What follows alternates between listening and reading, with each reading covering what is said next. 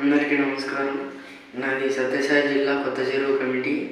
ఈ శరీరానికి పెట్టిన పేరు సాయి చరణ్. ఇప్పుడు నేను చెప్పబోతున్న వాక్యము యోహాను సువార్త 5వ అధ్యాయము 26వ వచనము.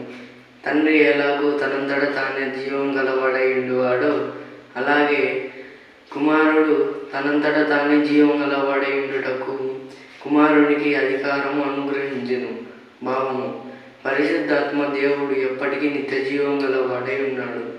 పరమాత్మ ఎలా శాశ్వతంగా ఉండువాడో అలాగే కుమారునిగా చెప్పబడుచున్న ఆత్మ కూడా శాశ్వతంగా ఉండుటకు అధికారము అనుగ్రహించెను. అధికారము ఇచ్చిన వాడు ఆత్మకు తండ్రి అయిన పరిశుద్ధాత్మ అని తెలియలేను.